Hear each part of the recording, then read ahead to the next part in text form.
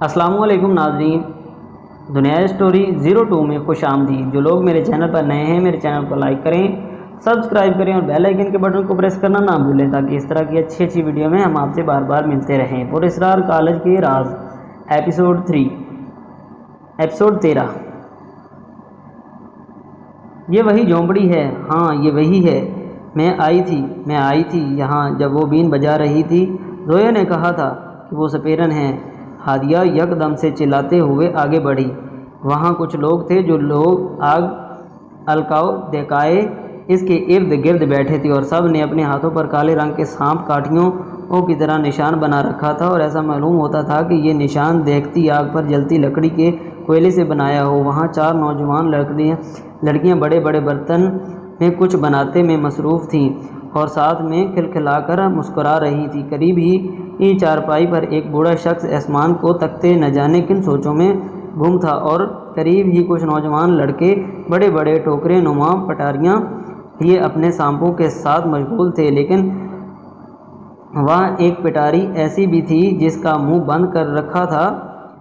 ایک طوفان برپا ہو گیا، ہر طرف تیز آندھی آ گئی،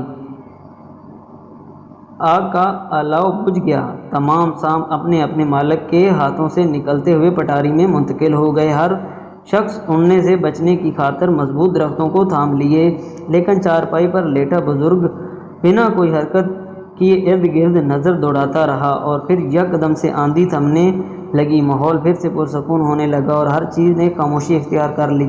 خوبصورت چہرے والے نوجوان گھٹنے ٹیکے چارپائی والے شخص کے سامنے مسکراتے بیٹھا تھا۔ اطمینان کیا، ایسا ممکن نہیں کہ تم ہمارے گھروں کو توڑے بنا، ہمارے شیر سانپوں کو ڈرائے بنا اور ہمارے کھانے کو تباہ و برباد کیے بنا ہمارے سامنے حاضر ہو۔ بوڑھے شخص نے ناگواری سے ارد گرد ہر تباہ شدہ چیز کو دیکھتے ہوئے کہا، اگر آپ اجازت دیں تو میں پل بھر میں ہر چیز کو ویسے ہی درست کر دیتا ہوں۔ اطمینان نامی اس خوبصورت نوجوان نے دھیرے سے مسکراتے ہوئے کہا، واہ واہ رے میاں اقتان، وہ یک دم سے حاضر ہو کر جو ہمارا دل دہلا دیتے۔ اس نے کہا، میرے عزیز، اپنی سب سے قریب ترین چیز آج آپ کو سونپ کر ہمیشہ کے لیے اجازت کا طلبگار رہوں گا۔ وہ خوبصورت نوجوان مسکراتے ہوئے بولا۔ اقتان بوڑھا شخص یک دم دل پر ہاتھ رکھ کے چارپائی سے اٹھا۔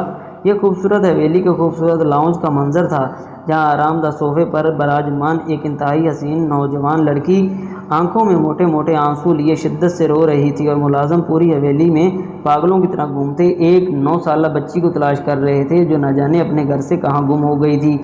قریب ہی ایک ادھیڑ عمر سفید داڑھی والے بزرگ ڈاکٹر صلاح الدین کے چہرے پر چھائے پریشانی کے امڑتے سائے کے ساتھ سر پکڑے بیٹھے تھے۔ ان کا بس نہیں چل رہا تھا کہ کوئی جاؤ جھونپڑی جھڑی گھما کر اپنی اولاد کو واحد کروڑوں کی اس زمین و جائیداد کی اکلوتی وارث، اس کی نسل کو بقا کا حوصلہ دینے والی ایک 9 سالہ لڑکی یعنی کہ اپنی بیٹی کو اپنے سامنے لے آئیں۔ صلاح الدین، یہ اس کا کام ہے، اسی نے کیا ہے۔ مسلسل روتی ہوئی روما یک دم اٹھی۔ روما، تم جانتی ہو کہ کیا بول رہی ہو؟ ہوش کھو بیٹھی ہو کیا؟ زہرا کبھی بھی ایسا نہیں کر سکتی، میری بیوی ہے وہ، اور میں اسے اچھی طرح جانتا ہوں۔ صلاح الدین نے لہجے کو تھوڑا تلخ کرتے ہوئے کہا، میں ان کو کون ہوں، اور وہ بسمل کون ہے؟ ہمارا کیا مقام ہے آپ کی زندگی میں؟ آخر اس قدر اعتماد کیسے کر سکتے ہیں آپ اس ڈائن پر؟ روما شدت سے چلائی۔ روما، بس بہت ہوا، اگر تم مزید یہاں رکی تو میں اپنے دماغ پر خراب کر دوں گی، جبکہ مجھے اپنی بیٹی کو ہر حال میں ڈھونڈنا ہے۔ سو بہتر ہے کہ تم خود کو اس وقت اپنے کمرے میں بند کر لو۔ صلاح الدین اپنی بلند آواز کرتے ہوئے باہر کی طرف بڑھے۔ ہلکی ہلکی پرسکون ہوا تیزی سے تیز ہوتی جا رہی تھی، اور پھر یک دم سے مسلح دھار بارش ہونے لگی۔ جلد ہی مارکیٹیں بند ہو گئیں، سڑکیں ویران ایسے سیاہ لیس دار چادر اپنے جسم کے ارد گرد لپیٹے خاموشی سے نم ہو چکے تھے، اور اس کی شفاف چمکتی سفید پر ٹھہرے ہوئے بارش کے قطرے اسے حد درجہ مسحور کن بنا رہے تھے۔ تھوڑا آگے چلنے کے بعد وہ ایک زیر تعمیر سنسان 8 منزلہ عمارتی طرف بڑی جلد ہی اس کے ٹاپ فلور پر کھڑی دونوں بازوؤں کو پھیلائے کھڑی تھی، جیسے بارش کے قطروں میں روح میں اتارنا چاہ رہی تھی۔ ہڈی والا شخص اس کے چند قدم کے فاصلے پر تھا۔ اس کے بالکل پیچھے عمارت میں ایسی جگہ کھڑا تھا جہاں بارش کے زوردار قطرے پہنچ نہیں پا رہے تھے۔ اس کی بے چینی روح اس کے گھنگریالے بالوں والی لڑکی کی طرف پرواز کرنے کو بے چین تھی، جو بارش کا مزہ لیتی اور بازوؤں کو پھیلائے کھڑی تھی۔ اسے بدبخت کون ہے تو، اور میرا پیچھا کیوں کر رہا ہے؟ گھنگریالے بالوں والی لڑکی بنا پلٹے زوردار آواز سے بولی۔ سیاہ ہڈی والا وجود خاموش رہا۔ میں جانتی ہوں کہ تم یہاں ہو، میں یہ بھی جانتی ہوں کہ تم کارتوس شیطان کے خاص چیلے ہو، لیکن جانتے ہو کہ میں ابھی تک تمہاری موت کی وجہ کیوں نہیں بنی؟ گھنگریالے بالوں والی زویا نے کھلکھلا کر ہنستے ہوئے کہا، کیونکہ اب موت کی وجہ بننے کی باری میری ہے، تمہاری اور اس کی لڑکی کی۔ وہ ہنسا اور زوردار بجلی کے چمکنے کی زویا پلٹی۔ شمار دیکھتے شعلوں میں کسی ایک بے رحم چنگاری سے بنے۔ اے جن زاد، میری بات سن۔ زویا کی آنکھوں میں بے پناہ غصہ تھا۔ اب تم یہ باتیں میرے آقا کارتوس کو ہی سنانا، کیونکہ میں تمہیں ان کے پاس بھیج رہا ہوں۔ کہتے ہی ہڈی میں موجود وجود یکدم سے فضا میں بلند ہوا اور زویا بارش کو چیرتا ہوا زویا سے ٹکرایا۔ آسمانی بجلی کی مانند ایک زوردار دھماکہ ہوا اور 8 منزلوں پر مشتمل عمارت سے جدید زمین بوس ہوا۔ دھماکہ روشنی تھوڑی مدھم ہوئی اور دونوں میں سے کوئی بھی شکست نہ دے سکا۔ شعلے اور دقت چنگاریوں سے بنی میں عظیم طاقت ہوں، ہڈی والا وجود غرایا۔ کہاں کی عظیم طاقت جو ایک ناگن کو نہ ہرا سکے؟ زویا ہنسی۔ میں تجھے مار ڈالوں گا، میری وجود کی چنگاری تجھے خاک کر دے گی۔